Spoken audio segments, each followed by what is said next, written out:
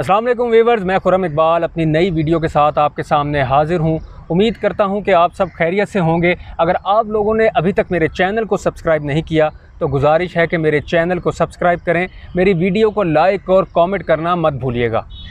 Viewers, आज मैं दो टॉपिक्स पर बात करने जा रहा हूँ। दोनों टॉपिक्स जो हैं वो वफाकी हुकूमत से मुतल्लिक हैं, वज़ीर आज़म इमरान ख़ान की कारकर्दगी से मुतल्लिक हैं। कंटोनमेंट बोर्ड में जो तहरीक इंसाफ पंजाब से मुस्लिम लीग नून से जो शिकस्त हुई तहरीक इंसाफ को, उससे मुतल्लिक हैं। और दूसरा Pakistan media development authority bill, और साथ ही उसके मैं एक ऐड करूँगा इलेक्ट्रॉनिक वोटिंग मशीन का टॉपिक, इससे मुतल्लिक हैं।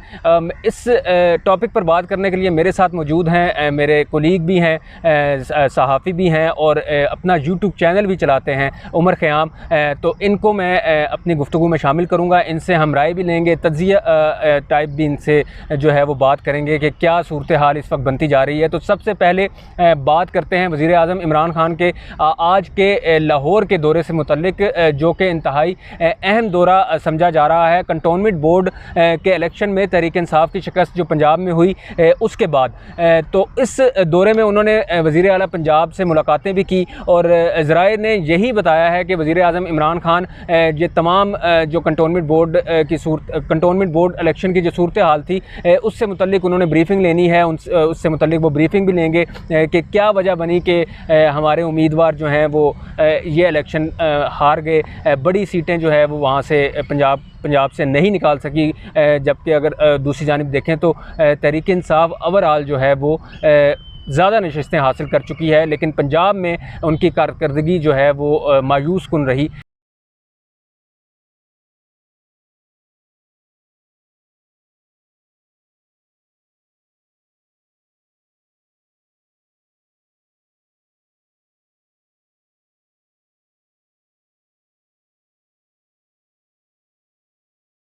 तो इसी पर बात करते हैं उमर से। उमर, पहले तो अस्सलाम वालेकुम, कैसे हैं आप? अच्छा, ये क्या बड़ी वजह बनी तहरीक इंसाफ पंजाब, मतलब हम देखते हैं कि पंजाब की यूथ जो है वो काफ़ी मतलब अट्रैक्ट करती है तहरीक इंसाफ और इमरान ख़ान का विज़न और इमरान ख़ान की शख्सियत उनको। तो क्या हम ये समझ सकते हैं कि कंटोनमेंट बोर्ड में वो यूथ सामने नहीं थी? मतलब एक हमारे सीनियर सिटीज़न जो थे वो सामने थे और यूथ जो है वो आगे तैयार होगी 2023 के इलेक्शन के लिए। और हमारी जो सीनियर सिटीज़न हैं वो, अगर हम उनको सुन लें, उन शहरियों को, तो उनके मुताबिक तो यही सूरत हाल है कि हुकूमत जो है वो मुकम्मल तौर पर अभी नाकाम ही है, एक किस्म की अवामी मसाइल हल करने से। पहली बात तो ये है खुरम भाई कि हम इसको बिल्कुल ये नहीं कह सकते कि कंटोनमेंट इलेक्शन जो हैं वो डिफ़ाइन करेंगे 2023 में किसकी हुकूमत बनेगी, या 2000 अगर लाहौर जीत गया है, रावलपिंडी जीत गया है पाकिस्तान मुस्लिम लीग नून, तो हम ये कतई नहीं इस वक्त कह सकते, क्योंकि वो एक अलग गेम होती है जनरल इंतखाबात। ये कंटोनमेंट इंतखाबात जो चंद मखसूस इलाकों में होते हैं। हाँ, ये ज़रूर बात आपकी ठीक है कि पाकिस्तान तहरीक इंसाफ उन इलाकों से शिकस्त खाई, इस पंजाब के उन शहरों से कि जहाँ पर पाकिस्तान तहरीक इंसाफ ने खातर ख्वाह नशिस्तें हासिल की थी 2017 के इंतखाबात में, 18 में जी, 18 में। अगर आप बात करें मुल्तान की, शामुद कुरैशी वहाँ से, उनके बेटे वहाँ से, अहमद हुसैन ढेर साहब वहाँ से, और दीगर जो जनूबी पंजाब की क़यादत अहमद डोगर साहब जो मुआविन ख़ुसूसी है वो वहाँ से, रावलपिंडी की जो पोठवार का इलाका है, यहाँ से आप अटक से शुरू करें तो जेलम तक, गुजरात तक जो नशिस्तें हैं वो स्वाय राजा परवेज़ अशरफ के गुजर खान वाली नशिस्त के अलावा सारी नशिस्तें पाकिस्तान तहरीक इंसाफ के पास हैं। हाँ, इस सारे सिनेरियो में, इस सारे सिनेरियो सर्कमस्टांसिस में जो रावलपिंडी की जो यहाँ से शिकस्त है पीटीए को, ये एक सवालिया निशान है। मुल्तान की सूरत हाल कुछ और है, उसकी लाहौर की सूरत हाल कुछ और है।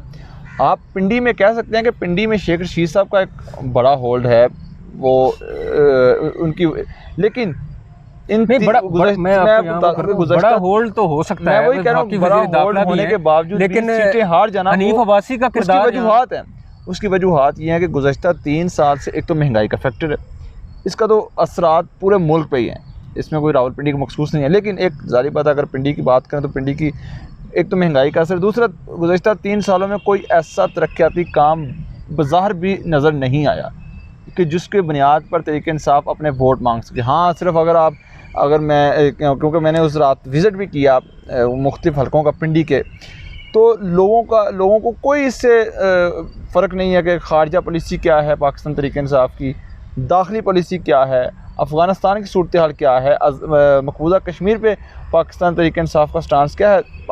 अवाम को इससे कतन कोई गर्ज़ नहीं है।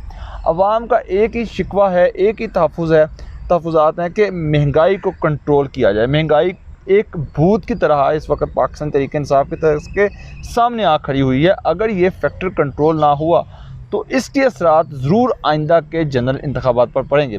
अब अगर आप बात कर रहे हैं कि मुल्तान की, जहाँ पर 9 नशिस्तें जो थी वो आज़ाद उम्मीदवार जीत गए और सिर्फ एक नशिस्त जो थी वो मुस्लिम लीग नून के हिस्से में आई। बड़े बड़े नाम मुल्तान में होने के बावजूद भी पाकिस्तान तहरीक इंसाफ वहाँ से कोई नशिस्त नहीं निकाल पाई। इसकी वजूहात क्या हैं? मुस्लिम लीग नून ज़ाहिर बात है इस पर बड़ी खुश नज़र आ रही है कि सारी सीटें जीत गई। अब ये 55 नशिस्तें ओवरऑल जो आज़ाद उम्मीदवारों ने जीती हैं, अगर हम इसका थोड़ा सा जाके इसका जायज़ा लें तो अगर मुल्तान की बात करूं तो मुल्तान में जो 9 जो पहले उम्मीदवार खड़े किए वो आमिर डोगर ने उनके नाम दिए, लेकिन जो कंटोनमेंट का एरिया था वो अहमद हुसैन ढेर के उस एरिया में आ रहे थे। तो उन्होंने शिकवा किया कि यहाँ ये इलाका मेरा, या यहाँ पर जो उम्मीदवार है वो भी मेरी वो जो है स्वाबदीद है। तो उस अमल के बाद अहमद हुसैन ढेर साहब ने अपने उम्मीदवार खड़े किए, लेकिन क्योंकि मुआविन खसूसी हैं डोगर साहब, हाशमी को एक बड़े कद्दावर शख्सियत को शिकस्त दी हुई है। उसके बाद जब ये 18 का किरदार पार्लियामेंट में आपको कितने मुतहरक नजर आते हैं। और दूसरा मैं आपको बताऊं, जब ये गुज़श्ता इंतखाबात में अच्छी खासी लीड के साथ वो जीत कर ईवान में आए, तो इस सारी सूरत हाल में वो अपने आप को कैसे नफ़ी कर सकते थे इस बल्दियाती इंतखाब में।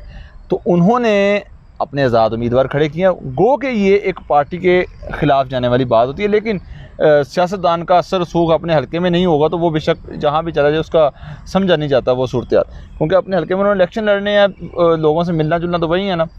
तो उन्होंने आज़ाद उम्मीदवार के नाम सामने आए। अब जो इलेक्शन जीते हैं जो लोग, वो सारे के सारे आज़ाद उम्मीदवार जीते हैं। आज़ाद उम्मीदवार आमिर डोगर साहब ने खड़े किए हुए हैं। मुस्लिम लीग नून यहाँ दावा कर रही है कि आज़ाद उम्मीदवार हमारे हैं। अगर मुल्तान में आज़ाद उम्मीदवार हमारे हैं, कल को जब वो लोकल बॉडी बनेगी, हुकूमत बनेगी, तो देखते हैं किसकी तरफ नहीं। तो जानी इसका मतलब ये है कि वो अब आमिर डोगर जो है वो एक वो उसमें आ गए हैं बार्गेनिंग की सूरत हाल। बार्गेनिंग की सूरत हाल में नहीं, मतलब उनकी ज़ाहिर बात है, उनके मतलब पार्टियों के अंदर धड़े होते हैं, ग्रुप्स होते हैं। तो यहाँ पे भी पाकिस्तान तहरीक इंसाफ वाहिद जमात नहीं जिसमें ग्रुप बंदी है। हर जमात में होती है, अपना अपना होल्ड होता है, हर कोई अपना अपना कद दिखाना चाहता है कि अपनी कदावर शख्सियत को सामने लेकर आना चाहता है। लेकिन क्या आपको ये नहीं मतलब लग रहा कि ये एक वज़ीर आज़म इमरान खान का विज़न हमारे सामने है, बड़े स्ट्रेट फॉरवर्ड हैं वो, किसी भी मामले पर नई बात सुनते, किसी की अपोजिशन का मामला हमारे सामने है, उसके बाद इलेक्शन कमीशन वाली सूरत हाल हमारे सामने है, नहीं सुन रहे, वो बिल्कुल भी नहीं सुनते। और होना भी नहीं चाहिए। एक आदमी जो पार्टी चला रहा है, जो एक शख्स पार्टी चला रहा है, उसको होना ही ऐसा चाहिए कि वो लोग उसके, लेकिन इस सारे मामले में इससे पहले भी हमने देखा कि यहाँ आकर कुछ इनके जो उम्मीदवार कह लें या रहनुमा कह लें पार्टी के, वो यहाँ आके बार्गेनिंग की पोजीशन में ले आते हैं वज़ीर आज़म को। सर, वज़ीर आज़म को करना पड़ता है। पार्टियां कोई वन मैन शो तो होता नहीं है, लेकिन मेरे ख्याल में तरीके से वन मैन शो नहीं होता सर। वन मैन शो आप कोई भी सियासी जमात उठा के देख लें, उसमें वन मैन शो नहीं होता। मुख्तलिफ जो किरदार होते हैं, मुख्तलिफ जो शख्सियात होती हैं, उनको मिला के एक पार्टी बनती है ना। तो भाईजान आपको कहीं ले दे करना पड़ता है। ये तो आप सियासत में सब कुछ चलता है, वो तो मफाहमत भी चलेगी, आपकी जो डील है आपकी वो भी चलेगी, लेकिन मतलब कहने का ये है सियासत करनी है ना, फिर बहुत सी चीज़ों को अपने नज़रअंदाज करना पड़ेगा। लेकिन मैं ये कह रहा हूँ कि अवाम मानने की बात कर रहे हैं, मैं जो बात कर रहा हूँ अवाम, वोटर, यूथ, वो आज भी हम अगर आप मंजरनामा देख लें पाकिस्तान की पॉलिटिकल सूरत हाल का, आप जाकर स्टूडेंट से मिलें, आप जाकर यूथ से मिलें, तो वो सब के सब इमरान खान के गुन गाएंगे, वज़ीर आज़म इमरान खान की बात, कोई शक नहीं है। तो जब वोटर उनके साथ, और आपको ये भी इल्म होगा कि आइंदा इलेक्शन में 4 करोड़ के करीब यूथ वोटर, यानी कि जो नए वोट आ रहे हैं वो यंगस्टर हैं, और उन 4 करोड़ में से नाना करके चलें आप हाफ कर लें, उसमें 2 करोड़ भी कर लें अगर आप, तो 2 करोड़ वोटर्स भी अगर वो इमरान खान की तरफ जाते हैं तो बड़ी एक स्ट्रेंथ होती है, वोटर की बड़ी स्ट्रेंथ है। तो पार्टी के अंदर अगर तहरीक इंसाफ की देखें तो इमरान खान की जो स्ट्रेंथ है वो तो आवाम है, और आवाम उनके साथ, जो यूथ है स्पेशली वो उनके साथ खड़ी है, वो तो वहीं पर मौजूद है। बाकी हम ओवरऑल अगर कंटोनमेंट बोर्ड के इलेक्शन देखें तो नशिस्तें तो उनकी ज़्यादा हैं, गो के पंजाब से वो हार गए। एक हद तक ठीक है कि आवाम लोग देते हैं इमरान खान को वोट, लेकिन मैं क्योंकि एक दही इलाके से ताल्लुक़ रखता हूँ, और मैं बड़े करीब से समझता हूँ देहातों में वोट कास्ट कैसे करवाए जाते हैं, और बरादरी बहुत से फैक्टर्स होते हैं भाईजान। आपने कहा तरीके इंसाफ, वो बाज़ औक़ात होता है ऐसे है कि बरादरी बड़ा वोट जो है कौमी असम्बली का किसी और को दे रही होती है, जो सूबाई असम्बली का वोट वो किसी और को दे रही होती है। वो कि वो तरीके इंसाफ के सपोर्टरान भी होते हैं या मुस्लिम लीग नून के सपोर्टर्स भी होते हैं, लेकिन होता क्या है, चंद लोग बैठते हैं, कसम लेते हैं, हलफ लेते हैं कि इसको वोट देना चाहिए। बरादरीज़म यहाँ कहीं कोई पैसा चलता है, कहीं कोई किसी की नाली बनवा दी। आपको मैं हालिया वाक़या सुनाता हूँ सियालकोट का, जहाँ पे ये सूबाई असम्बली की नशिस्त पे इलेक्शन हुआ। एहसन सलीम बरियार वहाँ से विन किया। अरमगान सुबहानी जैसे जो सुबहानी ख़ानदान है 80 से सियासत में जीतते आ रहे हैं, नाकाबिले शिकस्त रहे हैं, लेकिन एक कल के बच्चे ने उनको उठा कर बाहर फेंका। बिल्कुल वजह क्या है जी, वहाँ पे 2 बरादरी हैं, एक गुजर बरादरी एक जाट बरादरी है।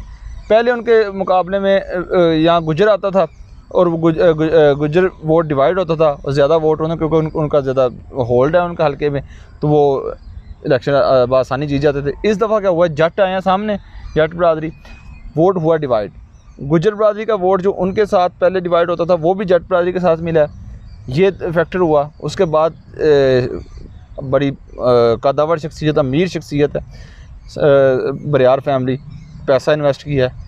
जहाँ पर कोई कंस्ट्रक्शन का काम था 20,000 का काम था 50,000 दिए हैं, 10 दिन का काम था 5 दिन में हुआ है। तो भाई ये सारे चीज़ें मिल के जब आप एक आम शहरी देख रहा होता है ना मेरा फ़ायदा किस में है, वो पार्टी को पीछे रखता है।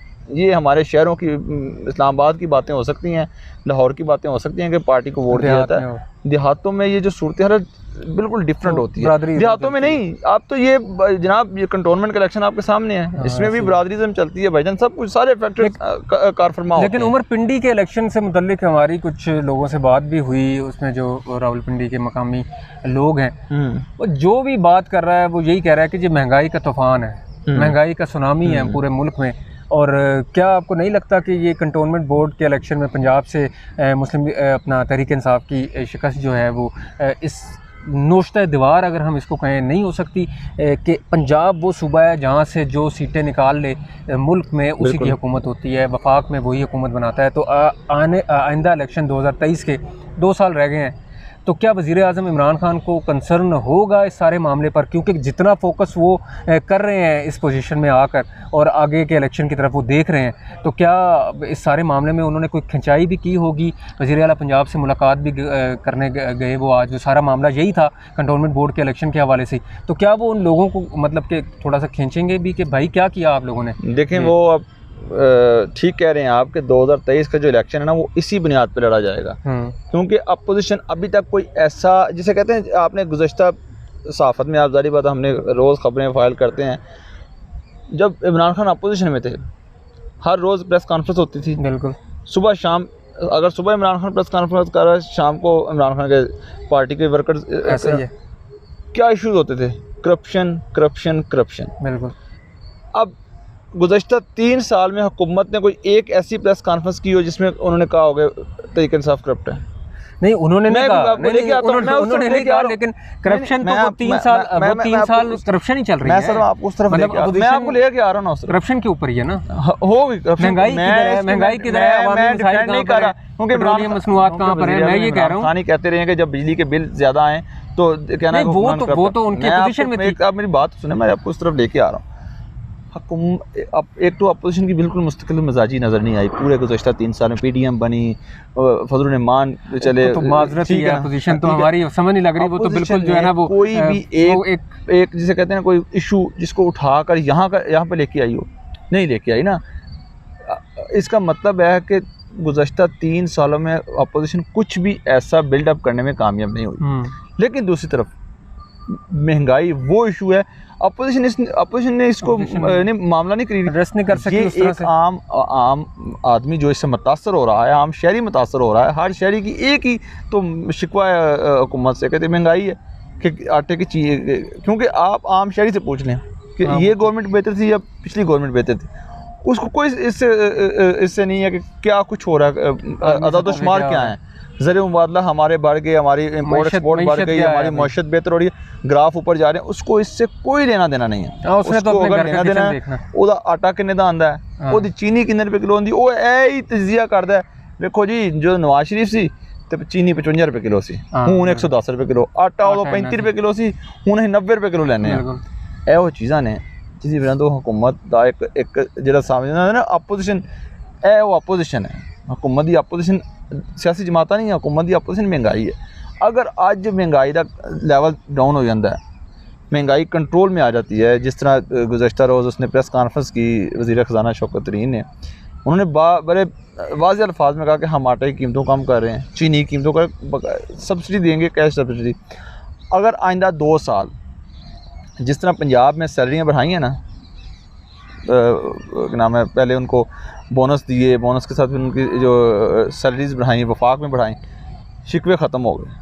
अब जनाब अगर अगले 2 साल ये महंगाई का लेवल जो ऊपर गया हुआ है 90 के पे, अब वो डॉलर देखें, वही कह रहा हूँ ना, अगर वो नीचे ले आते हैं 169 क्रॉस जो कि मुमकिन नहीं है महंगाई का। एक दफ़ा जो हमारे पाकिस्तान में चीज़ें ऊपर चली जाएँ, वो नीचे आना बड़ी वो खुशकिस्मती होती है, वो मुमकिन नहीं है। अगर अगर चीज़ों को कंट्रोल करते हैं, अगर डॉलर नीचे आता है, डॉलर का भी आपको पता है कि डॉलर महंगा क्यों हो रहा है, वजूहात है। आज भी मैं खबर पढ़ा था कि 1 रुपये से 12 रुपए तक जो है 10 रुपए तक, सॉरी 1 रुपये से 10 रुपए तक पेट्रोलियम मसनूआत की कीमत महंगी होनी चाहिए। आज शायद हो भी जाए, आज रात तक हो जाए, जब तक हमारा। तो ये वो चीज़ें हैं कि जो हुकूमत को डिस्टर्ब कर सकती हैं 2023 के इलेक्शन में। हुकूमत को चाहिए कि महंगाई पे कंट्रोल करे, तो लेकिन हमारे यहाँ जिस, क्योंकि जो अदाद-ओ-शुमार लेके आती है ना हमारे जो वज़ीर ख़ज़ाना की टीम है, मईशत की टीम है, कि देखें जी पहले लोग इतने सैर व सियाहत पे नहीं जाते थे, अब सैर व सियाहत बढ़ गई है। पहले लोग इतनी 70 का मोटरसाइकिल नहीं खरीदते थे, अब लोग ने नहीं। देखें सियाहत की बात आप कर रहे हैं, सियाहत पे कितने लोग जाते होंगे, वही वो सियाहत वाला मामला। हम मोटरसाइकिल कितने लोग खरीदते होंगे, गाड़ी कितने लोग खरीदते होंगे। असल मैं तो बात कर रहा हूँ कि बात जो वो तबके की बात कर रहा हूँ जो मुतवस्सित, लेकिन वो ये भूल जाते हैं कि हर साल आबादी कितनी बढ़ रही है ना। आबादी बढ़ने की बात भी है, लेकिन जो मुतवस्सित तबका है उसकी बात कहाँ पर है, उसके बारे में जो आप छोड़े ना, किसी और की बात क्या करनी है, किसी और की क्या बात करनी है। गुज़श्ता 4 साल से आप भी सहाफ़त में हैं, एक ही दफ्तर में हम काम कर रहे हैं, आपकी सैलरी कितनी बढ़ी है? नहीं हमारी सैलरी कहाँ बढ़ती है, हम कहाँ, हम नहीं, कहने का मकसद ये है कि मतलब देखिए हमारी क्राइसिस चल रहा है, लोगों की जो स्टैंडर्ड ऑफ लिविंग है वो उतने का उतना ही जितना आज से 5 साल पहले था, या 2 साल पहले, या 3 साल पहले था। लेकिन जो चीज़ें हैं, जो महंगाई है, वो आउट ऑफ कंट्रोल हो चुकी है। वो आम तो खरीदार कंट्रोल कौन करेगा? क्या खान साहब को ये कौन बताएगा? खान साहब कंट्रोल नहीं करेगी।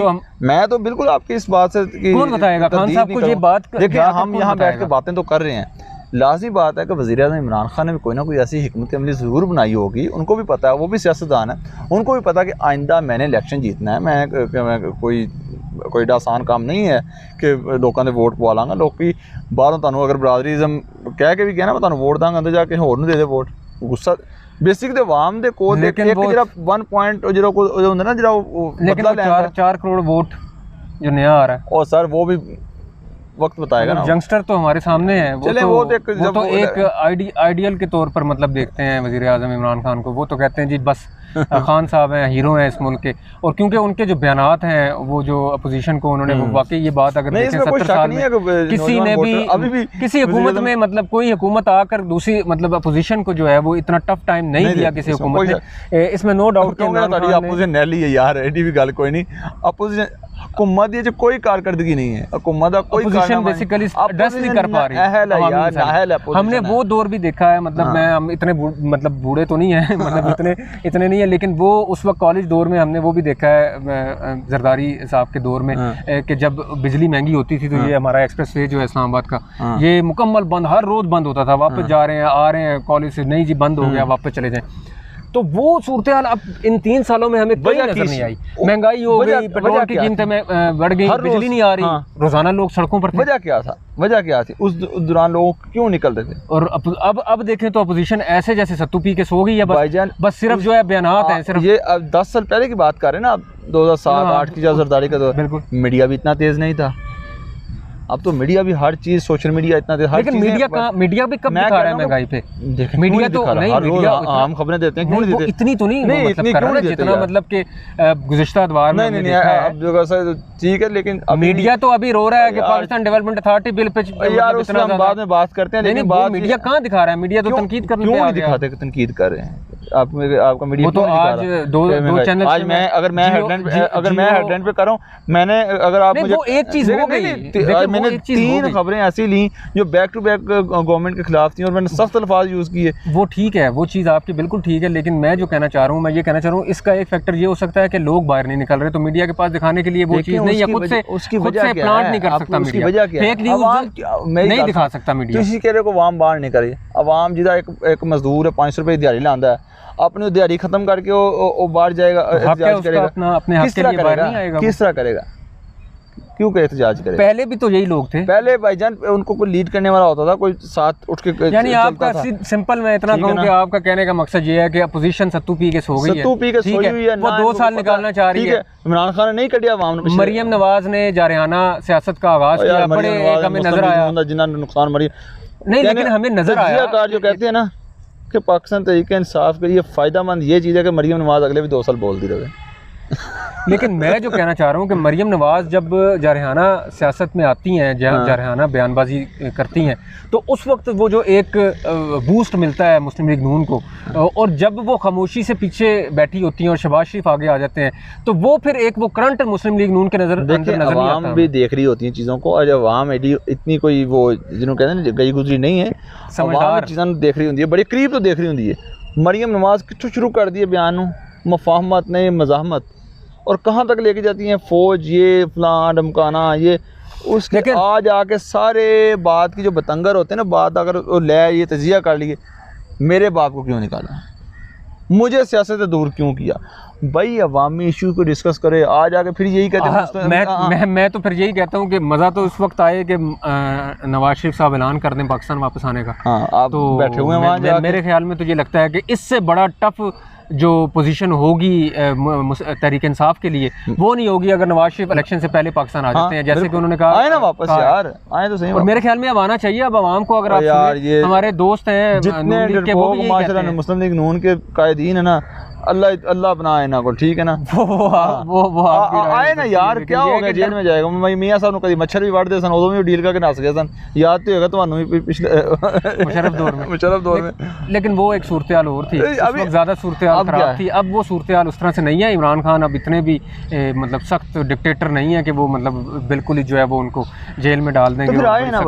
हाँ, ये एक बड़ा सवाल है कि उन्हें आना चाहिए। अभी तक उनकी कोई ऐसी रिपोर्ट अभी तक आई है कि जिसमें पता चल रहा हो कि मियां साहब बड़े बीमार नहीं? माशाल्लाह मियां साहब हशाश है, वो उनका जो ग्लो कर रही है स्किन वहाँ पर, वो बड़ी जबरदस्त ग्लो कर रही है। वो मतलब जब यहाँ से गए थे, उनको आना चाहिए भाई। सियासत तो फिर यही अगर टफ, अगर जेल में भी जाते हैं तो वो भी उनके लिए। लेकिन मुझे उमर ये लग रहा है कि हम लोग मतलब कि टेबल टॉक करते हैं, बैठ कर बातें बहुत करते हैं कि जी हुकूमत ये कर रही है, हुकूमत ये नहीं कर रही, लेकिन मुझे क्यों लग रहा है कि भाई तहरीक इंसाफ अगला मार्का भी जीत जाएगी।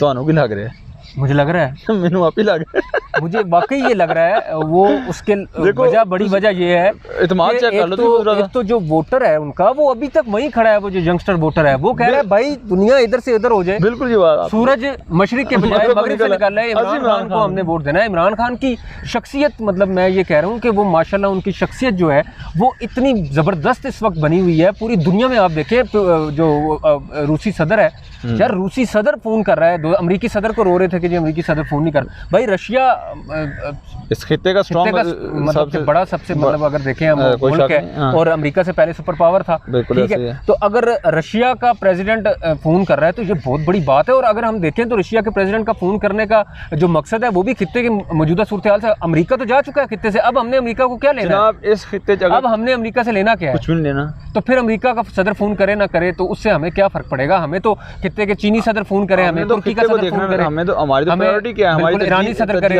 रशियन करे। बिल्कुल।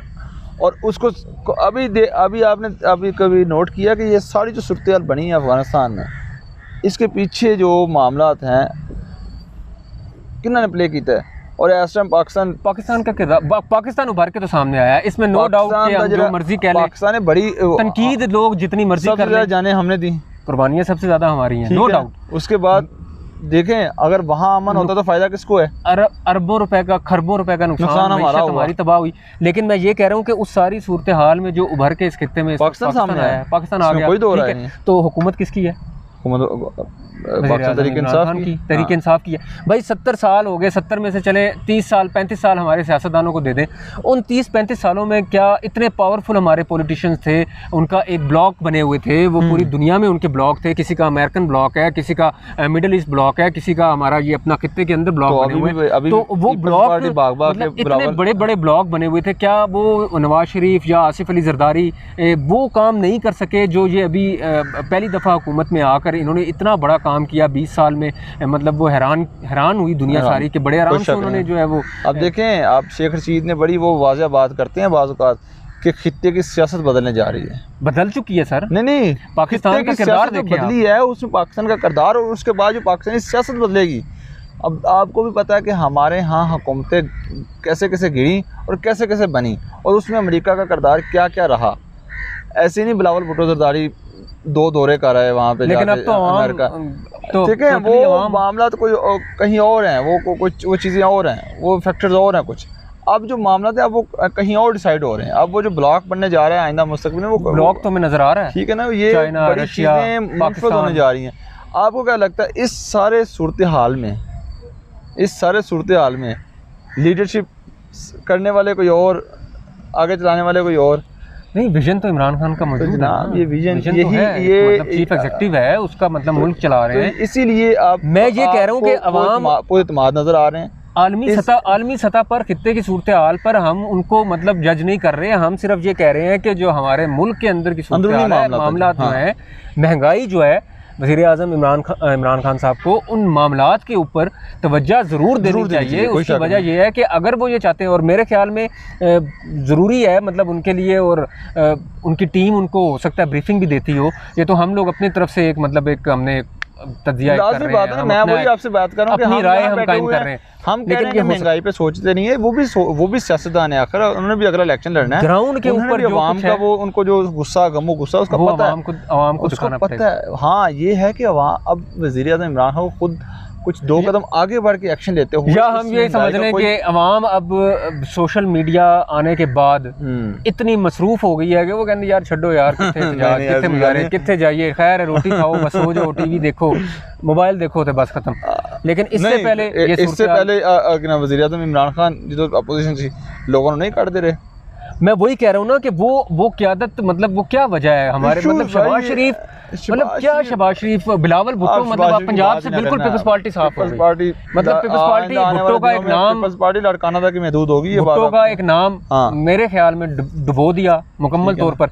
बिलावल भुट्टो पॉलिटिक्स कर रहे थे, मैं समझता हूँ कि उनकी पॉलिटिक्स बड़ी बेहतरीन जा रही थी पहले, और वो जितनी ग्रूमिंग उनकी हुई है, जितनी उन्होंने एकदम मतलब एक यंगस्टर हैं, वो हमारी एज के हैं, जितनी जल्दी उन्होंने ग्रूम किया है सियासत के अंदर, वो बड़ी बात है, काबिल तारीफ़ भी है। वो हम ये भी कह सकते हैं कि ख़ानदान उनका पॉलिटिकल बैकग्राउंड से मतलब ताल्लुक़ रखते हैं, वो तो वो एक आंसर हम दे सकते हैं उसको कि भाई वो लेकिन पीपल्स पार्टी पंजाब में, हमें कंटोनमेंट बोर्ड के अंदर तो बिल्कुल पीपल्स पार्टी पंजाब में है ही नहीं। क्या करेंगे पीपल्स पार्टी? कैसे बिलावल कह रहे हैं कि हम हुकूमत बनाएंगे, पूरे मुल्क में हुकूमत बनाएंगे, पीपल्स पार्टी के सबसे बड़े सूबे में हमारे कोई दोस्त है, अब मैं नाम तो नहीं लूँगा, पिछले दिन उन्होंने ट्वीट किया कि 40 से 45 सीटें पीपल्स पार्टी निकालेगी। ये कंटोनमेंट इलेक्शन से पहले की बात है, जनरल इलेक्शन की बात की उन्होंने कि 40 से 45 इलेक्शन की सीटें निकालेगी। जब कंटोनमेंट इलेक्शन हुआ तो 1 सीट भी नहीं निकली। मैं उन्होंने ट्वीट भी किया तो मैं उन्होंने फ़ोन भी किया वो कि मैं क्या तुसी तो लैनी है 45 सीटें, वो कहते हैं जनरल इलेक्शन की गल कर रहे हैं। जनाब अगर आप पीपल्स पार्टी की बात करें, पीपल्स पार्टी के तो जो 2-3 बड़े नाम हैं, कौन कौन से हैं पंजाब में? पंजाब में राजा कमरुज़्ज़मान कायरा, यूसुफ रज़ा गिलानी, मंजूर है, चौधरी मंजूर है। नहीं, मेरे ख्याल में मेन जो 3 नाम है वो ये हैं। और इसकी बड़ी वजह क्या है? यूसुफ रज़ा गिलानी को एक उम्मीदवार नहीं मिला मुल्तान में इलेक्शन में खड़ा करने के लिए। आप यूसुफ रज़ा गिलानी की बात कर रहे हैं ना, कमरुज़्ज़मान कायरा हमेशा आप इलेक्शन उठा के देख लें 3रे नंबर पर रहे हैं, और आइंदा भी इंशाल्लाह 3रे नंबर पर रहेंगे, जो उनकी सूरत हाल है। वो अपने इलाके में कहते हैं, उनका इलाके में वो चंद घरों तक उनका वोट है, ठीक है, गुजर बरादरी, लेकिन मैं आपको एक पर्सनली बताऊं कि पाकिस्तानी पॉलिटिशियंस के अंदर एक वन ऑफ दी मतलब वो दिखना कुछ और कि नहीं, वो एक अलग बात है, लेकिन मुझे वो एक मतलब मोस्ट मतलब उसमें मुझे वो पसंद है, उसमें अच्छी शख्सियत है, उनका अंदाज़े बयान, अंदाज़े गुफ्तगू इमरान खान को बड़े पसंद है, इसलिए वज़ीर आज़म ने कहा था कि वो बड़ा मतलब सुलझी हुई बात करते हैं, बड़े उनका अंदाज़े बयान आपने देखा, उनकी गुफ्तगू देखी, लोग अंदाज़े बयान या गुफ्तगू नहीं देखते ना। हाँ, ये भी है, पार्टी के जो हल्के की सियासत है वो कुछ और होती है। गुजर बरादरी से ताल्लुक है और वहाँ पे गुजर वोटर काफ़ी है, लेकिन वो जब आता है इलेक्शन आता है गुजर वोट ही डिवाइड हो जाता है, ठीक है। यार हमारी बरादरीज़म हमारे मुल्क से खत्म नहीं होगी, वो यार ये बरादरीज़म चलता है भाई जान, ये बहुत बरादरीज़म वाला खत्म नहीं होगा, बरादरीज़म वाला चलता है। और ये सबसे बड़ा नुकसान मेरे ख्याल में बरादरीज़म का ये होता है कि यार आओ जनाब जी, हाँ जी चौधरी साहब कितने वोट ने, हाँ जनाब साढ़े है ना 35,000 मिल जाएंगे जनाब, 35,000 बरादरी है, ठीक है जी, पै गया जनाब, मतलब पूरा बरादरी आ गई, वो दे दिया। और चाहे उधर जो है वो आपके काम किया हुआ हो, अपोजिट जो उनका कैंडिडेट है उसने बेहतरीन काम किए हो, लेकिन बरादरीज़म के चक्कर में आगे वो बेचारा बैठा रह जाता है, इम्पैक्ट रखता है। रुक जरा देखना, मैं चलती पई है ये नहीं हो गई है, यो बस थोड़ा अब आ जाए दूसरी तरफ, ऐसे बरलिंग मारने हैं, बड़ा ज़बरदस्त, बहुत ज़बरदस्त ऐ चीज़ है। तो व्यूअर्स आपने देखा, हमने बात की कंटोनमेंट बोर्ड में, तो नाजरीन हमने बात की कंटोनमेंट बोर्ड इलेक्शन से मुतल्लिक तहरीक इंसाफ की पंजाब में जो शिकस्त थी उससे मुतल्लिक हमने। अच्छा, मैं यहाँ पे एक चीज़ ऐड करूँगा, मैं करना चाह रहा था लेकिन मैं कर नहीं सका, सॉरी। पंजाब में की बात नहीं, पंजाब में आपने ये जो आप अपना एंडिंग दे रहे थे अपने इस इशू पे कि पंजाब में शिकस्त होगी, इसमें कोई शक नहीं कि मुस्लिम लीग। देखिए मैं पंजाब की उम्र बात इसलिए कर रहा हूँ कि पंजाब पाकिस्तान का बड़ा सूबा है, पाकिस्तान में हुकूमतें बनने का जो महवर है वो पंजाब है, जो पार्टी पंजाब से नशिस्तें निकालती है वही पार्टी वफाक में नहीं कर रहा। मैं कह रहा हूँ कि आपने कहा जी पंजाब में ज़्यादा सीटें ले गई मुस्लिम लीग नून, कोई शक नहीं, ले गई।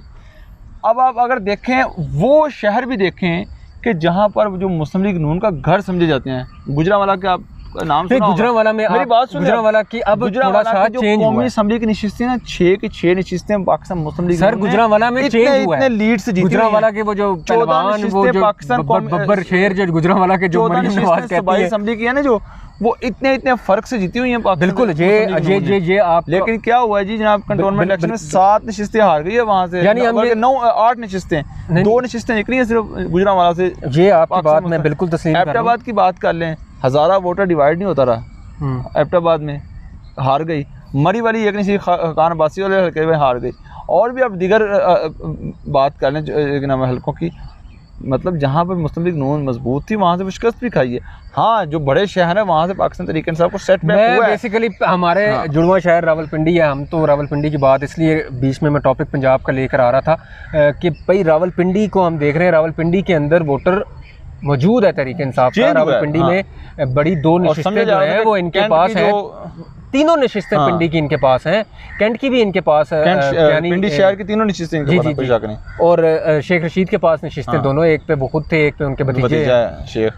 तो शेख रशीद वजीर दाखिला भी हैं, पिंडी का बड़ा नाम है, लोग यार उनके होते हुए भी मतलब ऐसा, वो मैंने शुरू में बात की थी ना कि पिंडी में कोई, क्योंकि आज से अगर शेख रशीद साहब से एक गिला साफियों को तो रहता है कि शेख रशीद साहब बात नहीं सुनते साफियों की, जब बात कोई भी सुनने में यही आया है कि भाई मतलब आगे शेख रशीद साहब को जब भी कोई सहाफ़ी बात करना चाहे, कोई मुख्त सख्त सवाल कर ले तो यार तू छट जा रहने दे मतलब पॉलिटिशियन है भाई, मतलब एक इंटीरियर मिनिस्टर है, आप ऐसा ही है, ठीक है लोगों को पसंद होगा, लेकिन आप पूरी दुनिया में मतलब वो जो है पाकिस्तान को प्रेजेंट कर रहे हैं, तो मतलब एक इंटीरियर मिनिस्टर अगर इस तरह की मतलब करेगा यार, मतलब थोड़ा सा होना चाहिए। वफाकी वज़ीर इत्तलात है फवाद चौधरी, बेस्ट पर्सन है मतलब प्रेजेंट करने के लिए दुनिया में, अंग्रेज़ी भी बोल लेते हैं अच्छी, उनका गुफ्तगू का बयान मतलब जो उनका अंदाज़ है वो भी बड़ा ज़बरदस्त है, और वो जो हाजिर दिमागी है उनके अंदर, वो बेइज्जती वाली अपना इंसल्ट करने वाला जो इशू है, सहाफ़ी को करें चाहे वो किसी एंकर को करें, वो एक उनकी अपनी एक अलग चीज़ है, थप्पड़ भी मार देते हैं कभी कभी एंकर को, तो वो अगर एंकर जो मतलब करे इस तरह, और होना भी चाहिए, अगर कोई बिल्कुल मतलब ज़्यादा नहीं पढ़ना चाहिए, हम तो खुद कहते हैं भाई एंकर को अगर पढ़ते हैं तो भाई वो तो फिर जारी बात है, वो बैठकर अपना प्रोग्राम्स में जब वो पूरी की पूरी जो है अपना उतार देते हैं तो फिर ये तो बनता है, फिर जाहिर कौन बर्दाश्त करता ऐसे है। लेकिन फवाद चौधरी अगर देखें तो फवाद चौधरी का जो एक अंदाज है और जो उनका वो उनकी सेंस ऑफ ह्यूमर और उनका वो जो पूरी रद्द अमल जो देते हैं, बड़े एक्टिव है, बहुत ज़बरदस्त, बहुत ज़बरदस्त। वजारत साइंस में वो आए थे, यकीन करें लोगों ने मीम्स बनाए उनके, कितना एंजॉय किया लोगों ने, बड़े मीम्स बनाए उनके, बड़े मतलब मुख्तलिफ मीम्स उनके बने। लेकिन मैं यकीन करें वजारत साइंस जब उनको सवाल हुआ बड़ा, मुझे बड़े पसंद थे उसमें, अच्छा, बड़ी चीजों में डेवलपमेंट, मतलब वो चीजें सामने काम किया। ये जो चांद वाला इशू था, देखें मतलब आज वो हो गया, सारा कुछ मामला सॉल्व हुआ है ना, किसी हद तक तो सॉल्व हुआ है। फिर आपकी कोरोना किटें बनना शुरू हो गई, कोई इलेक्ट्रॉनिक वोटिंग मशीन करवा के आए थे। मतलब उन्होंने अपने ऊपर जितनी तनकीद हुई, जितनी मेम्स बनी, अगर कोई और शख्सियत होती शायद वो कहते मेरी चेंज कर दो। यानी कि मतलब इमरान खान साहब को ये देखना चाहिए कि कौन से वो चेहरे हैं जो पाकिस्तान को अच्छे तौर पर प्रेजेंट कर सकते हैं दुनिया में, और आगे लेके जा सकते हैं, और जो आगे लेके जा सकते हैं, जिनका विजन है, जो विजनरी लोग हैं, जो बात करते हैं, दलील के साथ बात करते हैं, मतलब उनको सामने लाना चाहिए। वो आपने बात की मुल्तान वाले आमिर डोगर साहब, तो वो आमिर डोगर साहब अगर 10 अपने बंदे लेकर आए थे तो इसका मतलब तो ये हुआ कि वो अपना बार्गेनिंग की पोजीशन में है, बार्गेनिंग करेंगे। ये मतलब इमरान खान बार्गेनिंग की पोजीशन में आए, मैं कहता हूं कि स्टेक इमरान खान को बार्गेनिंग की पोजीशन में जो होते हैं वो हर हलकों में होते हैं, वो उससे कोई उम्र होने चाहिए तो उसमें, और फिर नून लीग में और पीपल्स पार्टी में क्या फर्क है तरीके से? इससे यही है कि आइंदा आने वाले इलेक्शन में खान साहब को भी उन चेहरों को पहचानना होगा कि जो फॉर एग्जांपल है कि जो, क्योंकि बाज़ हलकों में ऐसा ही हुआ था गुज़श्ता इंतखाबात में भी कि एक दो लोग हैं, अगर पाकिस्तान पीपल्स पार्टी का पाकिस्तान मुस्लिम लीग नून का, पाकिस्तान तहरीक इंसाफ का टिकट गलत गया हुआ है, आज़ाद उम्मीदवार खड़ा हुआ है, और उस आज़ाद उम्मीदवार का जो वोट डिस्ट्रीब्यूट हुआ है उसको नुकसान किसको हुआ है? पीटीए को नुकसान हुआ है।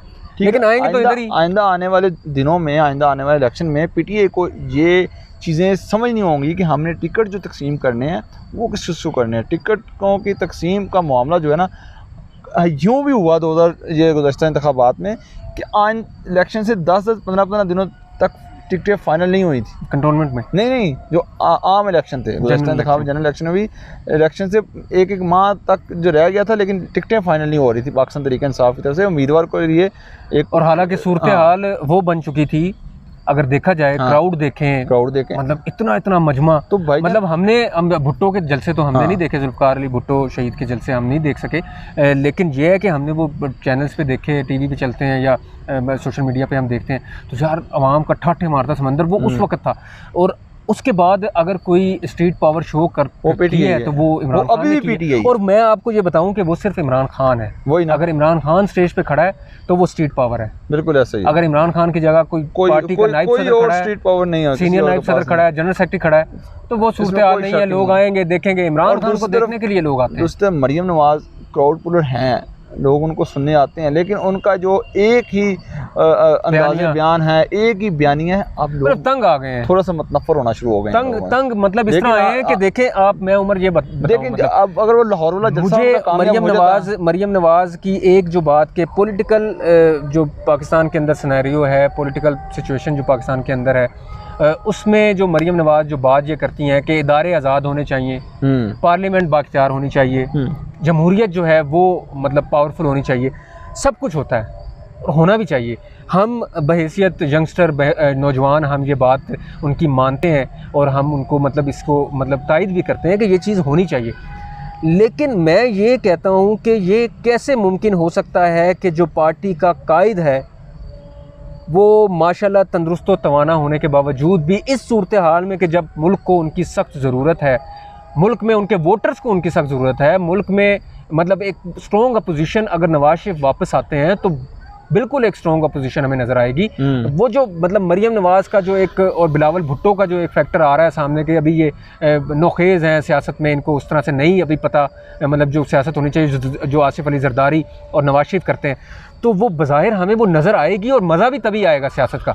वो जो एक सियासी मैदान में गर्मी होगी वो तभी होगी। ठीक है कि वज़ीर नवाज शरीफ इधर आए हैं, सियासत करें, लेकिन मसला ये है कि वो डरपोक सियासतदान है। हकीकत बात ये है कि वो, ये आपकी राय तो हो सकती है, लेकिन मेरी बात सुने अटक सर, उनके करोड़ों वोटर्स हैं, करोड़ों वोटर फिर आए ना भाई, क्यों भागे हुए हैं, जेल है ना। ये मैं ये कहता हूँ कि भाई ये करोड़ों वोटर मजीद बढ़ सकते हैं ये अभी अगर वो इस पोजीशन में आ जाए ना। मरियम नवाज को देख लें, 3 दिन बैक टू बैक गुफ्तगू की, 6 माह अगले गायब। हाँ बिल्कुल ऐसे ही होता है। इनमें क्या है, ये दोनों ये सारे खानदान है बाज़ाहिर लागत के अंदर कोई तफरीक है, लेकिन ये सब एक हैं अंदर से कि मतलब अगर GHQ के नज़दीक भी कहीं कोई तकरीब हो रही है ना, शहबाज शरीफ को दावतनामा मिला हो, शहबाज शरीफ बीमार भी होंगे तो वहाँ जाएंगे कि किसी तरीके से कोई वो बेसिकली मामला चल जाए। शहबाज यानी कि शरीफ एक तरफ आपने मामला खिंच के रखा हुआ है, बेसिकली शहबाज शरीफ मुफाहमत की पॉलिसी इख्तियार करते हैं और होना चाहिए भाई। आप इदारों के, आप अपने इदारों को किस तरह मतलब आप क्रिटिसाइज कर सकते हैं, आप क्यों करते हैं अपने इदारों को? मैं ये कहता हूँ, मैं ये कह रहा हूँ, मेरा कहने का मतलब ये है, आप नहीं, आपका कहने का मतलब कि मज़ाहमत करें और डील करें और मुफाहमत करें, फिर इक़्तिदार में आ जाए। देखिए मुफाहमत में और डील में बड़ा फर्क होता है ना। मुफाहमत का मतलब ये मैं कह रहा हूँ कि मुल्क के लिए आप मुफाहमत कर सकते हैं। अभी भी तो मुफाहमत ही है ना कि अपोजिशन अब चुप करके बैठी हुई है वहाँ, मतलब धरनों में मतलब गई सहाफ़ियों के, खामोशी से बैठे वहाँ, अंदर से पार्लियामेंट से बाहर आए एहतजाज करके और बाहर थोड़ा सा एहतजाज करके चले गए। तो ये तो सूरत हाल, मतलब इसमें तो हम बिल्कुल दो राय है ही नहीं कि अपोजिशन जो है वो सत्तू पी के सोई हुई है। मतलब वो 2 साल चाहती है, बिलावल भी ये चाहते हैं और शहबाज शरीफ भी यही चाहते हैं कि ये 2 साल आराम से जो है पूरे करें इमरान खान साहब। और मुझे ये लगता है कि इनकी ये जो ढील है इस सारे मौके पर, क्योंकि आवाम को उठाने और जगाने वाला, आवाम को बाहर निकालने वाला जो वो क्राउड बाहर आता है आवाम का, उस वक्त इस वक्त जो है ना मुल्क में वो हमें कोई पॉलिटिशियन अपोजिशन नजर मौजूद ही नहीं है, बिल्कुल है ही नहीं। उसका फायदा किसको होगा? वो तहरीक इंसाफ को होगा। और बिल्कुल वो पाकिस्तान तहरीक इंसाफ, मैं वही फिर कहूँगा कि अगर पाकिस्तान तहरीक इंसाफ का जो सही है हरीफ है, सही अपोजिशन है जिसकी महंगाई है, अगर वो उसको कंट्रोल कर ले, ये तो अपोजिशन किसी खाते में नहीं आएगी भाईजान अगले इलेक्शन में। ये आप कंटोनमेंट की इलेक्शन की बात करें, यकीन करें अगर आज महंगाई कंट्रोल होती है और सीटों के मामले, पीपल्स पार्टी तो साफ हो गई। यार पीपल्स पार्टी की तो बात ना करो, पीपल्स पार्टी कहाँ मुकाबला, मतलब नून लीग, पीपल्स पार्टी जहाँ तक है वो वहाँ तक, नून लीग और तहरीक इंसाफ। पंजाब में मुकाबला वही 2 जमातें हैं, पीपल्स पाकिस्तान मुस्लिम लीग नून, पाकिस्तान तहरीक इंसाफ। नहीं तो मुफाहमत के बादशाह तो अभी पीछे बैठे हैं ना यार। मुफाहमत के बाद से जब वक्त आएगा ना, आपको पता चले कौन मुफाहमत, किसकी कितनी मुफाहमत होती है। आसिफ अली जरदारी साहब यार मुफाहमत वो बड़ी गेम करते हैं, गिलानी साहब देखें वो हुआ तो ना हो, ठीक है ना, मतलब कि कहने को मैं मतलब ये कहूं कि नाक के नीचे से बंदे लेकर निकल सकते हैं, वो नंबर ऑफ गेम कर सकते हैं, वो अवामी सियासत जो है ना वो, हाँ अवामी सियासत इस वक्त, नंबर ऑफ गेम कर अवामी सियासत इस वक्त मरियम नवाज और इमरान खान कर रहे हैं। सिंध की हद तक बिलावल भुट्टो को हम कह सकते हैं कि वो कर रहे हैं। बिलावल भुट्टो मतलब उस हद तक जो है वो कर रहे हैं मुल्क में। बाकी KP में, पंजाब में और बलूचिस्तान में फिर और दूसरा कहने वाले ये कहते हैं कि ये इमरान खान की शक्ल में एक इंश्योरेंस पॉलिसी है उन लोगों के लिए जो लाने वाले हैं, और बाकी आप समझदार हैं। नहीं, मैं उस तरफ मैं नहीं जाऊंगा। लाने वाले कौन है या कौन बैक पे खड़े, लाने वाले कौन भाई? लाने वाले है यार, क्या हो गया? अवाम, ये बात करें ना आप, मतलब मुबहम किस्म का जो है वो आप बात कर रहे हैं, तो वो अवाम बेसिकली हमने वोट दिया यार, अवाम ने वोट दिया। नहीं मैं नहीं दे सका, मैं नहीं हम अवाम मतलब हम नहीं मैंने वोट नहीं दिया आपके साथ ही, मैंने भी वोट नहीं दिया, लेकिन मैंने भी वोट नहीं दिया, मैं भी दफ्तर में था उस दिन, मैं नहीं दे सका वोट, लोगों ने दिया वोट उनको। और मैं अपने आप को अवाम से तशबीह दे रहा हूँ। तो हम अवाम हैं, हम जर्नलिस्ट बाद में हैं, लेकिन पहले हम अवाम हैं। मतलब हमारे जर्नलिस्ट अवाम, हमारी अवाम हमें सुन रही है, तो हम भी अवाम हैं। हमारे जर्नलिस्ट की भी जो इस वक्त जो बनी हुई हैं धड़े बंदियाँ और ग्रुप बंदियाँ, धड़े बंदियों से याद आया उमर, तुम्हें एक मज़े की बात बताऊं। परसों हम लोग गए जब वहाँ पे, शायद तुमने नोट नहीं किया, वो मुझे बाद में पता लगा जब वो धरने में हम गए, वहाँ हम तो एक धरने तक जो है वो महदूद रहे जो धरना हो रहा था, जो उस पाकिस्तान मीडिया डेवलपमेंट अथॉरिटी के खिलाफ बिल के खिलाफ मतलब जो हो रहा था, हम उस तक मैं वो रहीम शाह इत्तेफाक से वहाँ पे आ गई। तो वो टिकटॉकर जो हरीम शाह, सॉरी रहीम शाह कह रहा हूँ, हरीम शाह टिकटॉकर वहाँ पर आ गई। तो वो सारे वो जो जर्नलिस्ट थे उधर, वो बड़े मतलब वो कुछ हमारे मतलब आम लोग भी गए हुए थे वहाँ पर देखने के लिए, जो फिर रहे होते हैं वहाँ रेड जोन में। और मैं कुछ चाचे टाइप भी थे, बुजुर्ग शख्सियात भी थे, वो पूरी एक झमघट्टा लग गया। तो वो उनको जब हरीम को वहाँ से कहा कि भाई आप जाएं यहाँ से, क्योंकि एक प्रोटेस्ट हो रहा है, यहाँ धरना दिया जा रहा है, तो वो लोगों की मतलब डाइवर्ट हो रहे हैं, आपकी तरफ आ रहे हैं, डाइवर्शन उनकी सारी जो है ना तवज्जो आपकी तरफ चली गई। तो वो जब उधर को चली गई तो बाद में किसी ने आवाज़ लगाई कि जी बिलावल भुट्टो आ रहे हैं। तो मैं उधर से भागा फौरी तौर पर। मैंने कहा यार जाके उधर से, मतलब क्योंकि इधर आएंगे तो इधर तो गैदरिंग बहुत ज़्यादा है, रश है बहुत ज़्यादा। तो मैं वहाँ जब पहुँचा तो वो बिलावल भुट्टो तो उस वक्त नहीं थे, यूसुफ रज़ा गिलानी थे, वो निकल के गए। तो मैंने देखा कि उस धरने से हट के भी एक साइड पे जो है ना वो बड़ा मजमा लगा हुआ था। मैंने वहाँ एक दोस्त खड़ा था, उससे कहा भाई ये मतलब क्या है, इतना बंदा, वो सारे उधर से इधर आ गए। उसने कहा भाई ये प्रोटेस्ट हो रहा है उस बिल के हक में। मैं बड़ा हैरान हुआ कि भाई ये कौन लोग हैं, मतलब जो प्रो प्रोटेस्ट भी कर रहे हैं। तो वो पता चलने पर ये पता लगा वहाँ पर कि भाई ये कह रहे, इनका मौक़िफ़ ये है कि ये बिल जो है वो सहाफ़ियों के हकूक़ का तहफ़्फ़ुज़ करेगा, सहाफ़ियों के जो वो जबरी उनकी जो फरागत होती है, निकाला जाता है, फ़ारिग कर दिया जाता है, सैलरियों का इशू होता है, तो उस हवाले से ये बिल जो है ये प्रोटेक्शन देगा। जबकि दूसरी तरफ वो कह रहे हैं कि नहीं जी ये तो ऐसे है। लेकिन मुझे ये लगता है कि इधर वाले जो है वो ज़बानबंदी की वजह से परेशान है, और वो हक़ वाले ये हैं कि वो ये कह रहे हैं कि जो सहाफ़ी तबका जो नीचे असल मीडिया वर्कर हैं, जो मतलब बैठे हुए हैं, जो मतलब काम कर रहे हैं, 10-10 घंटे देकर जाते हैं, सुबह घर से निकलते हैं 7 बजे और रात को जो है वो 4-5 शाम को जो है 5 बजे जाते हैं। बिल का जो मुजव्जा बिल है, नहीं पहले भाई मज़े की बात तो सुन लो। मैं ये कह रहा हूँ कि सहाफ़ी डिवाइड हमने वहाँ पे देखा कि एक तरफ सहाफ़ी बैठे हैं, वो जर्नलिस्ट एक्शन कमेटी बैठी है, और एक तरफ PFU जो बैठी है वो हक में है। तो भाई सहाफ़ी किस तरफ जाएगा? मैं तो कायदीन से पूछूंगा, कायदीन बताएं कि भाई किस तरफ जाएं, मतलब वो जो हक वाले हैं उनकी तरफ जाएं या जो आप लोग हैं उनकी तरफ जाएं। लेकिन अमूमी तौर पर वहाँ पे जो मैंने राय लोगों से सुनी, मेन एंकर्स को छोड़कर जो नीचे हमारे और आप जैसे जो जर्नलिस्ट हैं जो 10-10, 9-9 घंटे जो ड्यूटी देते हैं, उनका ये कहना था और ये मानना था कि ये वाले जो बैठे हुए हैं ये कभी हमारे हकूक़ के लिए बाहर नहीं, कोई भी नहीं निकला भाईजान। मैं चले अल्लाह का शुक्र है, अब हम अच्छी नौकरियां कर रहे हैं, अच्छे इदारे में हैं। इससे पहले भी हमने कई इदारे देखे हैं, ठीक है, कई की माँ सैलरीज नहीं मिलती थी, बिल्कुल ऐसी है, कितने लोगों को पार कर देते हैं, कितने माँ हमने कोई पैसा लिए बगैर नौकरियां की हैं, बिल्कुल ऐसे ही, ठीक है, कभी नहीं निकले। और घंटों 9-8 घंटे की शिफ्ट होती थी, और मालकान और जो हमारे अफसरान हुआ करते थे हमें ये कह कर बिठा लिया करते थे कि यार अभी तुम्हारी एज क्या है, शुरू के दिन है, काम करो बैठ। मतलब आपका कहने नहीं, मैं आपको कहने का मतलब ये है कि हमें 3-3 माह 4-4 माह तनख्वाह नहीं मिलती थी, ठीक है, और बड़े मुश्किल से गुजारा होता था। और आप और मैं एक कोई बड़ी क्लास से तल्लुक़ तो है नहीं, अल्लाह का मिडिल क्लास, लेकिन अल्लाह का शुक्र है चले गुजारा हो। लेकिन ये मामला ये है कि हमने तो उस दुरानिया में किसी को अपने लिए खड़े होते हैं नहीं देखा, कभी भी नहीं भाई। मैं बड़ी रिस्पेक्ट करता हूँ अपने रिस्पेक्ट हमारी रिस्पेक्ट करता हूँ, ठीक है ना, रिस्पेक्ट तो हमारी है, रिस्पेक्ट करो, मेरे फेवरेट एंकर हैं, मैं उनकी बड़ी चीज़ों के इत्तेफाक करता हूँ। लेकिन कुछ हर इंसान की भाइयों में भी कुछ चीज़ों में तज़ाद हो सकता है, इख्तिलाफ। मेरा उनसे इख्तिलाफ ये है, मेरा दीगर भी लोगों से इख्तिलाफ ये है कि ठीक है तमाम एंकर से भाई मुझे एक बात बताएं, देखें, मुझे सिर्फ ये बात बता दें। अब नाज़रीन सॉरी, मैं उस जो हमारा टॉपिक था उस टॉपिक से हम इस टॉपिक की तरफ आए हैं जो हमारी फील्ड से मुतल्लिक है, जो पाकिस्तान मीडिया डेवलपमेंट अथॉरिटी से मुतल्लिक है। मैं आपको बता नहीं सका था, तो हम उस धरने से मुतल्लिक बात करेंगे। वो जो उस दिन वहाँ हंगामा था पार्लियामेंट के आउटसाइड मीडिया अथॉरिटी बिल के ख़िलाफ़, उस पर हम बात करेंगे। मीडिया अथॉरिटी बिल, जैसा कि मैं बता चुका कि एक सहाफ़ियों का जो ग्रुप है वो ये मानता है कि ये ज़बानबंदी की जा रही है, मीडिया पर कदगने लगाई जा रही हैं, और दूसरा जो जर्नलिस्ट एक्शन कमेटी जो वहाँ पर मौजूद बैठी हुई थी, जो धरना देकर हक में जो इस बिल के, उनका ये कहना है कि इस बिल से सहाफ़ियों के हकूक़ का तहफ़्फ़ुज़ होगा, और जैसा कि हुकूमत ये कह रही है कि इस बिल से सहाफ़ियों के हकूक़ का तहफ़्फ़ुज़ होगा। अब हम उसी पर डिस्कस ये करने जा रहे हैं कि जैसे आप सुन भी रहे हैं कि हम ये डिस्कस कर रहे हैं कि सच्चा कौन है, सुने किसकी।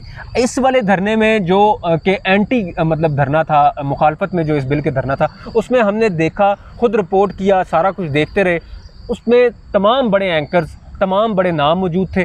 जबकि वो जो दूसरा धरना था उसमें हमारे जैसे आम जो जर्नलिस्ट हैं जो 8-8, 10-10 घंटे जो है वो ड्यूटीज़ देते हैं और उसके बाद अपने घर चले जाते हैं। कोई पॉलिटिक्स नहीं है, कोई सियासत नहीं है, अपने काम से मतलब है, अपनी सैलरी लेनी है और अपने घर का जो है वो गुजारा करना है।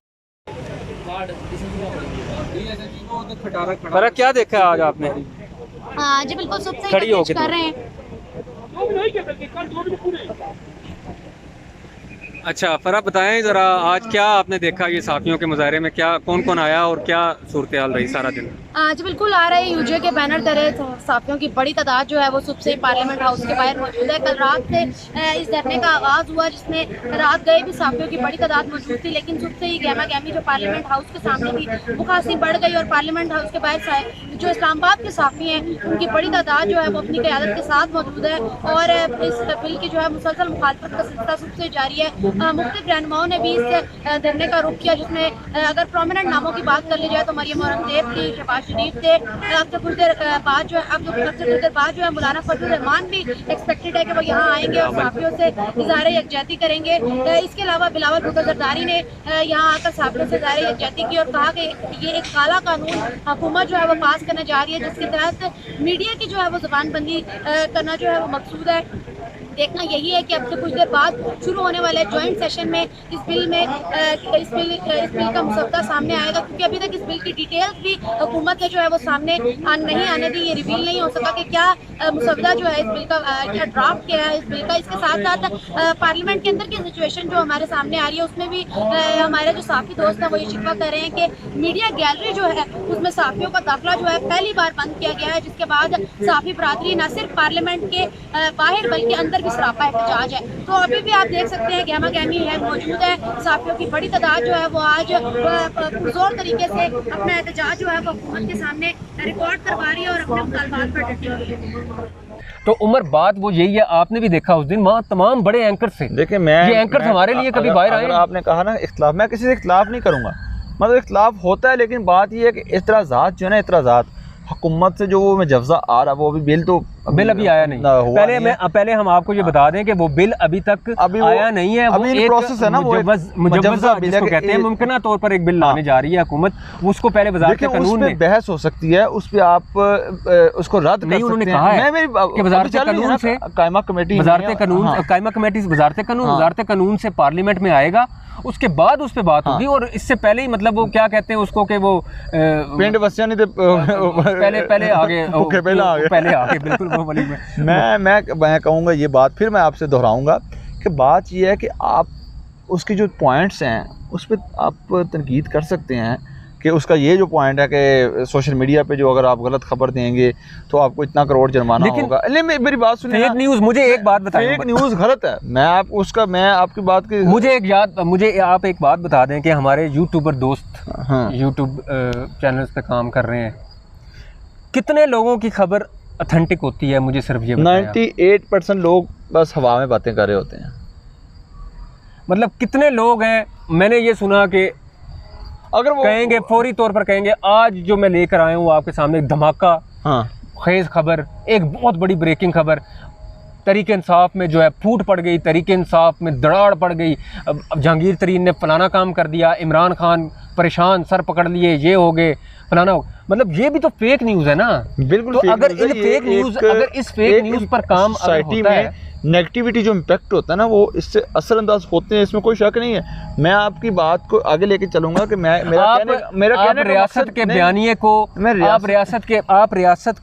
को गलत कैसे करार दे सकते हैं? रियासत के बयानिए को गलत कोई नहीं करार दे रहा, रियासत का बयानिए गलत कोई नहीं करार दे रहा, रियासत के बयानिए को गलत करार दे रहे हैं। अफगानिस्तान की सूरत हाल पर देखें आप, कितने लोग मुखालफत में खड़े हुए कि भाई आप क्या कर रहे हैं। ये देखें आप, एजेंडा बेस्ड होती हैं चीज़ें, लेके चलते हैं। लेकिन ये आप अगर कह रहे हैं कि, मेरा कहने का मकसद ये है कि कुछ चीज़ों पे जो जिन पे इख्तिलाफ है या आपकी दोराए है वो मुख्तलिफ हो सकती है, लेकिन ये जो पॉइंट्स हैं, मैं फिर वही बात करूँगा, ये जो पॉइंट्स हैं बिल के, कुछ चीज़ों पे मैं एतराज़ करूँगा, कुछ चीज़ें जो हक़ में हैं जर्नलिस्ट के। जिस तरह उसमें सबसे बड़ी अहम बात है कि वर्कर्स की जो उसको नौकरी से निकाल दिया जाता है, उसकी सैलरी नहीं मिलती, वो चीज़ें तो अच्छी हैं। बिल्कुल भाईजान, हमने ये भुगतान, अभी हालिया इंडस टीवी बंद हो गया भाईजान, बिल्कुल, किसी बड़े नाम ने इंडस के सामने जाकर धरना दिया हो, कैसे जाएंगे वो बड़े, ठीक है, उन्होंने एक प्रेस रिलीज जारी की, उन्होंने एक ईमेल की, हाँ बड़ी शख्सियत नाम है, बड़ी मतलब उन्होंने एक प्रेस को ईमेल की जिसमें कहा जी आइंदा 2 माह आपको सर्विस देंगे,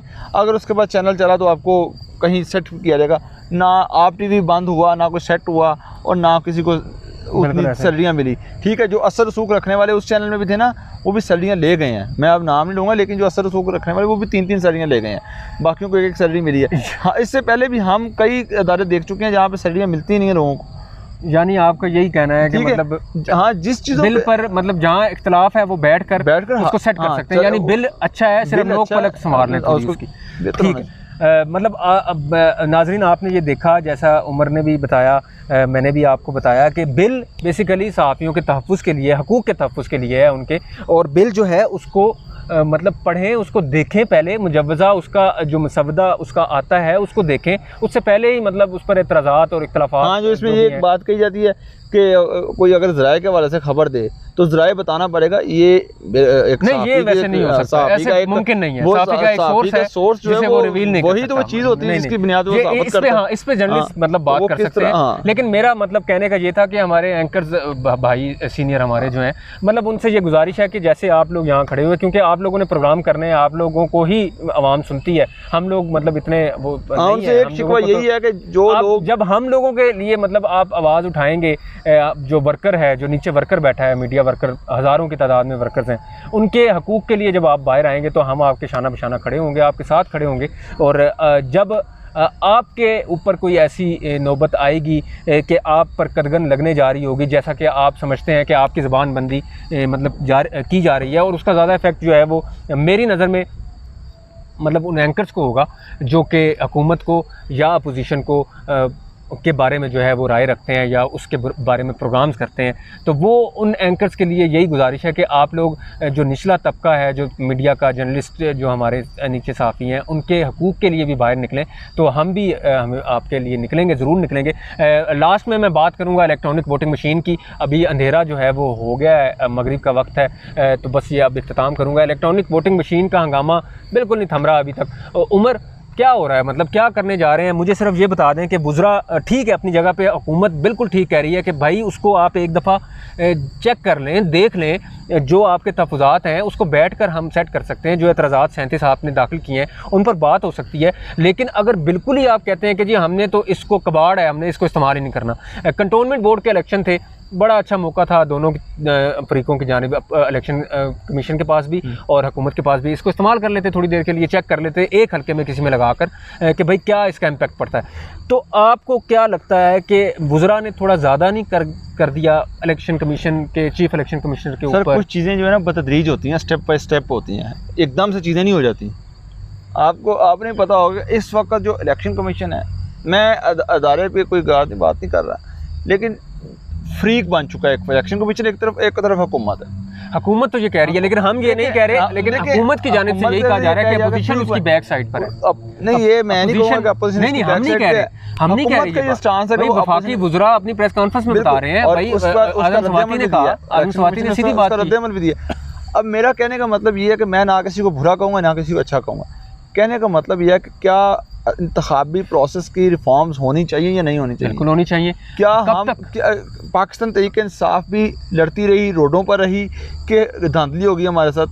पाकिस्तान मुस्लिम लीग नून गुज़श्ता 3 साल से यही कह रही है कि धांधली हो गई, और जो इंतखाब उठा कर डस्का का इलेक्शन अभी हर इलेक्शन में धांधली कर रहा है, तो भाई उसका कोई दावा भी तो करना ना, उसके सोल्यूशन की तरफ भी जाना ना, तजर्बा कर लेना चाहिए था। तजर्बा करें, इतराज़ात तो आ गए, उस पर बात भी हो रही है, उस पर तनकीद भी हो रही है। भाई आप अभी कंटोनमेंट के इलेक्शन, आपने इंट्रो में कहा कंटोनमेंट इलेक्शन को उसको यूज़ कर लेते, बिल्कुल उसमें कोई प्रॉब्लम्स आती तो आप सामने आ जाता। 2 साल थे अभी, भाई ये प्रॉब्लम्स हैं, बिल्कुल इसके कोई अल्टरनेट लेके आओ यार, कुछ ना कुछ तो मतबादल आना चाहिए ना।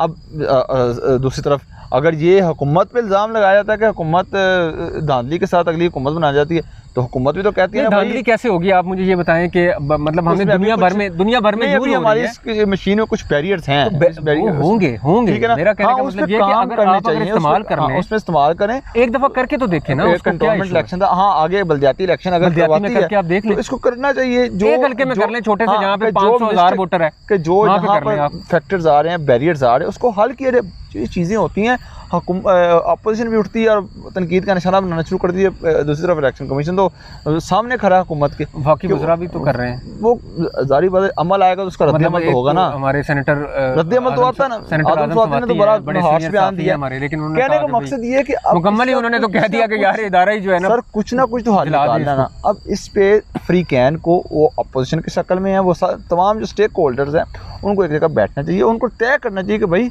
इलेक्शन हर 5 साल बाद होने हैं, कि क्या हम हर 5 साल बाद सड़कों पर ये मामला लेकर आ जाएंगे हमारे साथ धांधली होगी? हमारा साथ वाला मुल्क है भारत, कितनी बड़ी आबादी है यार, हर दफा इलेक्शन होता है, कोई ऐसी आवाज नहीं आती। नहीं, वहाँ तो इस्तेमाल हो रही है, मैनुअल तरीका भी चल रहा है और मशीन का तरीका भी चल रहा है, दोनों तरीके चलने चाहिए यार, और कामयाबी से चल रहा है। बिल्कुल यार, आपको with the passage of time technically चीजें, देखिए टेक्नोलॉजी को तो लाना ही पड़ेगा ना। मैं वही कब तक आप बक्सा चोरी का इल्जाम लगाते रहेंगे? With the passage of time चीजें चेंज होंगी, मतलब कब तक आप कहते रहेंगे बक्से चोरी हुए? वाहिद हाल यही है कि तमाम फ्री कैन को इस पर बैठकर बाकायदा कोई लाहे अमल तय करना होगा, क्योंकि 2 साल बाकी हैं। आइंदा इंतखाबात को शफाफ और गैर जानबदार बनाने के लिए उसका वाहद हल है ये कि तमाम स्टेक होल्डर्स को एक पेज पर आके कुछ मामला इस तरफ लेकर जाना होगा कि कोई आइंदा 2023 का इलेक्शन उस पर उंगलियां ना उठाए। बस बिल्कुल।